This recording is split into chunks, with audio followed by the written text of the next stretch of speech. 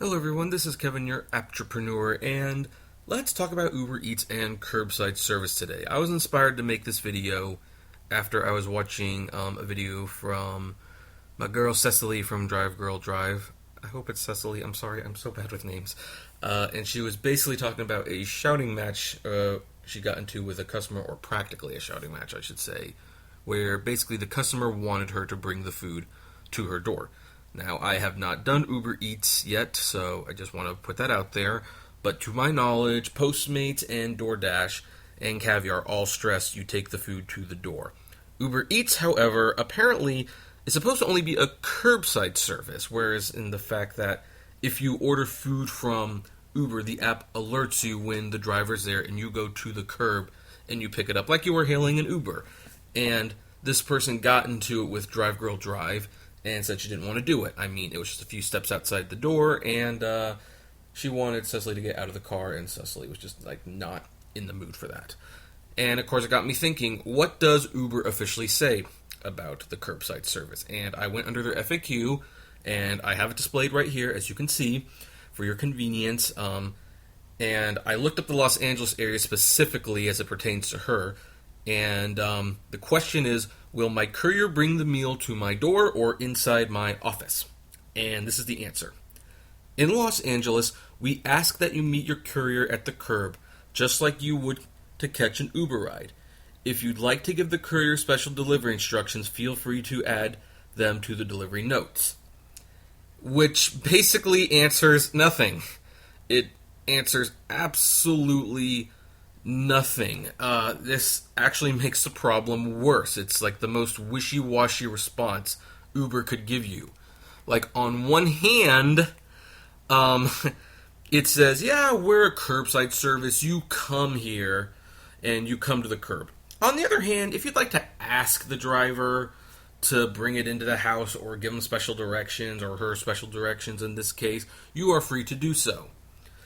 But that is actually completely contradictory, because half of the answer is you come to the curb and half of it is we will come to the house if you ask. But when it comes to a disagreement, which one is the actual answer? Which one is the actual answer? Now, of course, I want to state right now, sorry, I'm moving some stuff in the chair, just going to get a little bit more comfortable, that you can look up the user agreement, and we could probably find a more concrete answer there. And I did look up the user agreement, and I was very tempted to post a screenshot of the user agreement, and I chose not to. And here's why I chose not to, because this is what the Uber customer sees. The Uber customer is not going to read the user agreement or what the terms of services are. They're going to read the FAQ.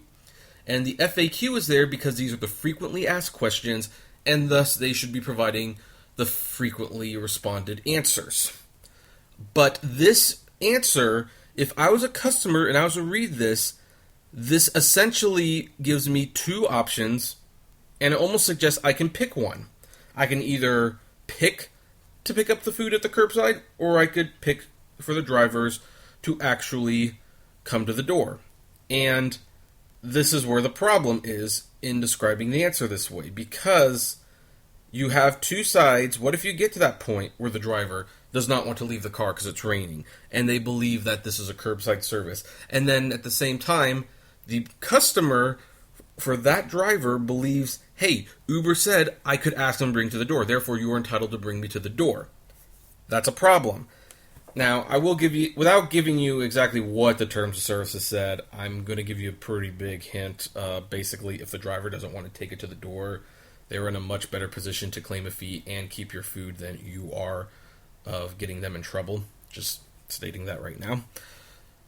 But Uber needs to make this absolutely clear. And from my perspective, curbside service makes perfect sense. Why? Because Uber doesn't have a tip option. You know what? If you're going to tip me, I will take those extra steps. I will bring your food to the door. No questions asked. If you're giving me a tip, I will go that little extra mile. Tips are incentives to do that.